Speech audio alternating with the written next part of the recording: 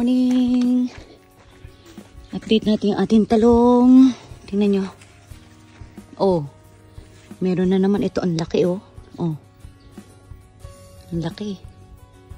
Meron pa dito. Ito. Ang laki oh.